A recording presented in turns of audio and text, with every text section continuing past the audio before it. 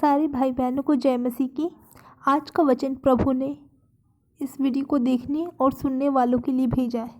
आज के इस वचन को सुन के आप निश्चय ही एक बड़ी गवाही को देखेंगे। परमेश्वर का वचन कभी व्यर्थ नहीं जाता। अगर वो मुंह से निकलता है तो कुछ लेकर लौटता है। जैसे कि आप सब बाइबल पढ़ते हैं और यहाँ पे हम बाइबल का चैप्टर यशायाह उसके 33 का पढ़ेंगे। पूरा 33 देखिए, यहाँ पे लिखा सहायता के लिए प्रार्थना। जो भी आज बीमार है, तंगी में है, मुसीबत में है, कमजोरियों में है, जिस किसी की कोई भी प्रॉब्लम हो, आज इस वचन को सुनने के बाद, इस प्रार्थना को सुनने के बाद जो यशायाह पुस्तक में भविष्यद्वक्ता ने की है यहोवा से, उसे सुनने के बाद निश्चय आप एक बड़ी चंगाई को देखने पाएंगे और प्रभु यीशु का सामर्थी हाथ आपके जीवनों में आपकी बरकतों के लिए खुलेगा। इस जो प्रार्थना को आप अंत तक सुनिएगा, आपका भविष्य उज्जवल होने वाला है। आप लंबे दिन तक जीवित रहेंगे। आपको इतने धन की आशीष मिलेगी कि आप गिनते थक जाएंगे। प्रभु यीशु और परमेश्वर जो हमारा परमेश्वर है वो सब कुछ करने में सामर्थ्य है। तो चलिए पढ़ते हैं यशायाह 33। सहायता के लिए प्रार्थना। हाय तुझ नाश करने वाले पर जो नाश नहीं किया गया था, हाय तुझ विश्वासघाती पर जिसके साथ विश्वासघात नहीं किया गया। जब तू नाश कर चुके तब तू नाश किया जाएगा, और जब तू विश्वासघात कर चुके तब तेरे साथ विश्वासघात किया जाएगा। इस वचन के द्वारा परमेश्वर क्या कह रहे हैं, देखिए। कहा कि हाय तुझ पर नाश करने वाले पर भी जिसने नाश किया है उसे अभी तक नाश नहीं किया गया। जो विश्वासघाती है, जिसने किसी के साथ विश्वासघात किया उसके साथ परमेश्वर विश्वासघात करेगा। यहाँ पे देखिए इसमें लिखा है ना कि जब तू नाश कर चुके तब तू नाश किया जाएगा। हम कई बार सोचते हैं कि कोई ऐसे अधर्मी व्यक्ति को देखते हैं, हम सोचते हैं कि ये तो इतने अधर्म करता है, पाप करता है तो भी जीवित है। पर परमेश्वर ने क्या लिखा है, जब तू नाश कर चुके, जब उसका एंड आ जाएगा, जब वो अनंत पाप कर चुका होगा तब उसका नाश किया जाएगा। जब वो विश्वासघात कर चुका होगा तब उसके साथ परमेश्वर विश्वासघात करेगा। इस आयत को आप आसानी सी शब्दों में समझने के लिए मैंने आपको विस्तार पूर्वक बताया। अब इसकी दूसरी आयत में क्या लिखा है, हे यहोवा हम लोगों पर अनुग्रह कर, हम तेरी ही बाट जोते हैं। भूर को तू उनका भुजबल, संकट के समय हमारा उद्धार करता ठहर। हालेलुया। हुल्लड़ सुनते ही देश देश के लोग भाग गए। तेरे उठने पर अन्य जातियां तितर बितर हुई। जैसे टिड्डियां चट कर जाती हैं वैसे ही तुम्हारी लूट चट की जाएगी। जैसे टिड्डियां टूट पड़ती हैं वैसे ही वे उस पर टूट पड़ेंगे। यहोवा महान हुआ, वह ऊंचे पर रहता है। उसने सिय्योन को न्याय और धर्म से परिपूर्ण किया है, और उद्धार, बुद्धि और ज्ञान की बहुतायत तेरे दिनों का आधार होगी। यहोवा का भय उसका धन होगा।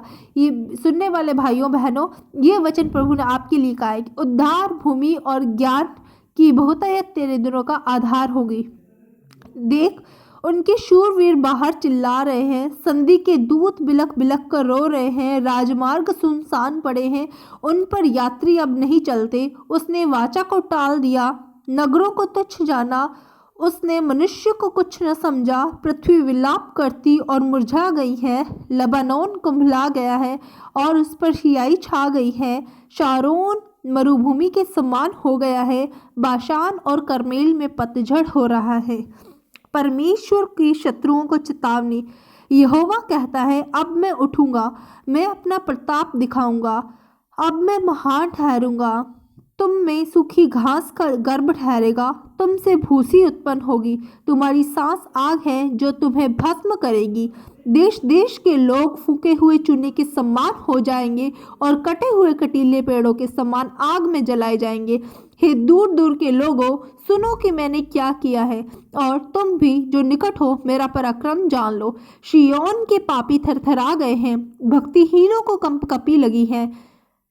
हम में से कौन प्रचंड आग में रह सकता है? हम में से कौन उस आग में बना रह सकता है जो कभी न बुझेगी? जो धर्म से चलता और सीधी बातें बोलता है, जो अंधेर के लाभ से घृणा करता, जो घूस नहीं लेता, जो खून की बात सुनने से कान बंद करता है और बुराई देखने से आंख मूंद लेता है वही ऊंचे स्थानों में निवास करेगा। वह चट्टानों के गढ़ में शरण लिए हुए रहेगा, उसको रोटी मिलेगी और पानी की कभी खटी न होगी। देखो भाइयों एंड बहनों, यहाँ पे देखो इसके 33 के 15 में परमेश्वर ने क्या कहा है, जो धर्म से चलेगा, सीधी बातें बोलेगा, जो अंधेर के लाभ से घृणा करेगा, जो घूस नहीं लेता, जो खून की बात सुनने से कान बंद करता है और बुराई देखने से आंख मूंद लेता है, वही ऊंचे स्थानों पर निवास करेगा। वह चट्टानों के गड्ढों में शरण लिए हुए रहेगा, उसको रोटी मिलेगी और पानी की कभी घटी न होगी। Hallelujah, thank you Jesus. So आपसे भाई बहनों को समझ में आया होगा कि परमेश्वर का वचन कितना अमूल्य है। वो सिर्फ हमें पाप से दूर रखना चाहता, देखना चाहता। पाप से दूर रहेंगे वो सभी आशीष और बरकतें आप लोगों के लिए खुलेगी जो इस बाइबल में लिखी हुई है। ये बाइबल उन्हीं लोगों के लिए है जो परमेश्वर के वचन का सम्मान करते हैं, जो परमेश्वर के बताए हुए रास्ते पे चलते हैं। तो इसलिए पाप से दूर रहिए, सुसमाचार का प्रचार कीजिए और जितना हो सके परमेश्वर के समीप आने की कोशिश कीजिए। परमेश्वर से समीप आने का मतलब ये नहीं है कि आप सारा दिन मुंह से जैसे कि आप पाप करते रहो, साथ में वचन भी पढ़ते रहे। पाप से हम जितना हो सके दूर रहेंगे उतने हम अपने परमेश्वर के समीप जाएंगे। सो अब ये डिसीज़न आपका है कि आपको परमेश्वर के समीप जाना है कि शैतान के। वचन को फॉलो कीजिए, परमेश्वर आपके निकट आएगा। अगर आप पाप को फॉलो करेंगे तो शैतान आपके निकट आएगा, और जब शैतान आता है बीमारियां, तंगियां, मुसीबतें आती हैं। जब परमेश्वर आता है तो लाखों, हजारों, करोड़ों खुशियों से भी ज़्यादा बरकतें वो हमें देता है। धन्यवाद। जय मसीह की। परमेश्वर आपकी ज़िंदगी में बड़ी गवाही को ठहराए। Thank you Jesus, thank you Jesus. परमेश्वर इस वचन को सुनने वालों के जीवन में बहुत ज़्यादा मिरेकल्स होने लगे। इसी मिनट में परमेश्वर की ज़िंदगी बदल जाए, यीशु के नाम से, आमीन।